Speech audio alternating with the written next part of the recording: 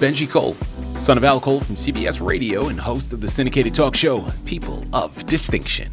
The talk that gives you an in-depth view of some of the most dynamic, intelligent, and successful people on the planet. Run to our website, alcoleenterprises.com for more info. Email me through benji@alcoleenterprises.com if you'd like to get involved with what we have going. And as always, please continue to like and follow our broadcasts. People of Distinction is internationally syndicated solely due to the love and support that you all continue to give.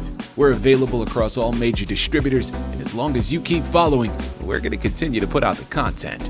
Now sit back and strap in, because on the line with us today, we have the impressive Mindy Hall. And we're going to be discussing her amazing novel, It Takes Two. It's Amazon, it's Barnes & Noble, man, it's a lot of other places. But do yourself a favor, check out her personal site. And that's mindy-hall.com. There, gather more information on her, more information on her books, hyperlinks set up to take you to the purchasing pages. And notice how I just said books. And listen, I did that intentionally because It Takes Two is the anchor for today, but it is by no means all she has. There are 3 additional books that she also has available, and you're going to want to check out every single one. They are remarkably compelling. Again, that's mindy-hall.com. And I quickly want to take this opportunity and point out the fact that Mindy was brought to us by Citi of Books. So for writers out there listening in right now, if you've gone through your process and now you're questioning how you're going to move the book you just developed, head on over to cityofbooks.com and gather all the ways that their fantastic team is more than qualified to help you do just that. And listen, it is an absolute pleasure to have Mindy here on the line with us today. People, you know that feeling of juggling a million things at once? My goodness, I know it. As a parent myself, I get it. Listen, I was on the hamster wheel of life before I had children, but once that got thrown into the mix, my gosh. Now, imagine if one of those balls you were juggling was a murder weapon. Okay, yeah, talk about throwing a wrench into things. That is exactly the reality of our main protagonist within this incredible novel, because that's where she finds herself. And today we're sitting down with the author to discuss why some of the most dangerous villains often hide in plain sight, sometimes even in volunteer meetings. This is one you're going to love. Sit back, strap in, and get ready. Mindy, welcome to the network, and thank you very much for being a guest. How are you doing today? I'm good, and thank you for having me. Absolutely. Mindy, listen, it is a pleasure. I think I'm often looking for, as an avid reader, I'm often looking for books that are going to help me pass the time, right? Something that is remarkably entertaining, and I'll tell you, your books are doing that, okay? So we are looking forward to this discussion, and I know a lot of people are going to benefit. Start off first and foremost, tell us a little bit more about yourself, Mindy. Let's see. I've lived in 7 states. I am a speech therapist by training. I always enjoyed being a speech therapist, but I got there, I think, because I like words. I actually went into my university counselor and said, okay, I'm ready to sign up to be a linguistics major. She looked at me. Now you have to consider that this was way back, and people didn't take the PSAT and SAT and ACT prep courses. They just went. So I didn't look at what the university had for me. I just assumed every school had a linguistics program. No, that wasn't true. So in talking to my mother, she said, why don't you try speech therapy, because it's words, etc. You feel like you see progress, and when you see progress, then you feel like the job is well done. So that's where I ended up. Listen, we're so glad that, because it's interesting how we were talking on the pre-screening call, and you were saying how a lot of times there's an overlap between these fictional stories and reality, and whether that's our specific reality that we've experienced or someone else's. I agreed with that notion, and I know that there are correlations here, right? Because listen, as an artist myself, as a filmmaker, I often find that art is a beautiful window to mimic life, to mimic reality in certain aspects. And we're going to touch up on that in just a little bit more when we cover inspiration. For right now, tell us more about this novel, It Takes Two. This is built around the mother of a family, the Kristich family. She is going into some volunteer work, and I've done a lot of it in my life. This is an agency that is it's called Sustain and Shelter, designed for people who are homeless. And she is puzzled because she and her husband have a business. She is puzzled by the financial records, and she is puzzled by the attitude of the director of the agency, because he is about a lot of what's going on. And as time goes on with Emily and her searching out, can I have the financial records? Aren't you going to send out the meeting minutes from the last meeting? Oh, no, those will come eventually.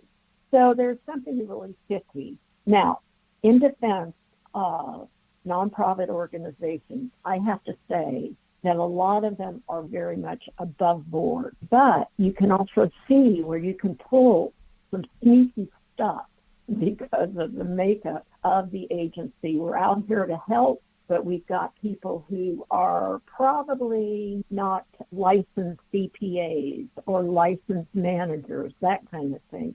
And we can get away with a lot of stuff. Some of it is because people truly don't know how to manage an agency like that. And some of it is because there is a purpose in having the agency be a field for what's going on. And Right. Eventually that shows up.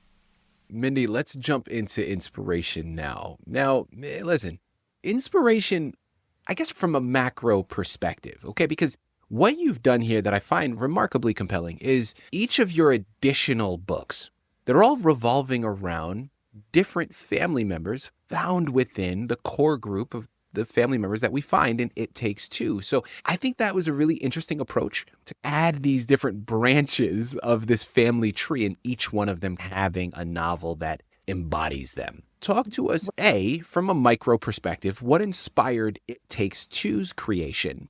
And then from a macro perspective, the further development and specifically following different family members. Talk to us about that inspiration. That comes because, number one, I like books that resolve well.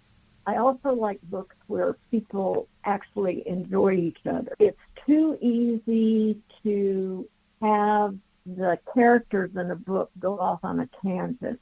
I think a family is, maybe this is why I did it, a family is a group. And if they're cohesive, then they're helping each other and they're working things out. Yeah. This family consists of husband, wife, the grandmother is the wife's mother, and 2 daughters. Now, I borrowed that from my own family. I thought, wow, I like my family, so let's do this around them. So it was easy to, as opposed to being 20 books of the same, quote, detective, it was easier to say, okay, now wait. All right, Emily is the age to go into nonprofit work, so let's put her there. The first book that I did is about Louisa, the mother of Emily. The second book also includes both of them. And the fourth book is primarily around David, the dad. It was easier to do it that way because I didn't have to fit the shenanigans to one person. So there's a little bit of spread factor there where you could say, okay, this is more this person than say the father who is a guy. That's how I did it, why I did it. People, again, remember, it's Amazon, it's Barnes & Noble, it's mindy-hall.com. Head on over there, purchase your copies of It Takes Two, as well as looking into the other books, because this is a journey you're not going to want to pass up. My follow-up question that I want to go into now, Mindy, listen, I love the title, Okay, it's wonderfully evocative. Okay, like It Takes Two is something that, listen, on the surface, I guess it would be safe to assume here it refers to the mother-daughter duo found within the book. But I believe that there may be more underneath it. Again, an assumption, but let's go here next and let's play with that. Talk to us about the title, why you chose it to be the representation, and some of the connections, or I guess symbols, to be found with regard to It Takes Two. All the family members are included, usually in It Takes Two. They're all included, but they are not the primary focus. In fact, the It Takes Two in this book, Emily's good friend Miriam is the one that she uses as, how there's a foil for, oh, wait, what about this? What do you think this means? If you look at a lot of detective mystery, weird novels, that there's always a group. Look at Sir Arthur Conan Doyle with Sherlock and Dr. Watson. And you look at some of the others where you look at Poirot with Hastings, and there's that person, that's something. Like there are some mystery novels that have dogs or cats that are the foil to bounce ideas off. You need that because you need to know what the person who is solving the mystery is thinking. And you don't get that with just one person or one four-legged furry friend. You've got to, in fact, I think there was an author who wrote, they were cat novels, and the cat, I don't know that they talked to the author or to the detective, but they were instrumental in how she's going to solve the mystery. So I used a good friend because it fit better. The generation, the working together, that kind of thing.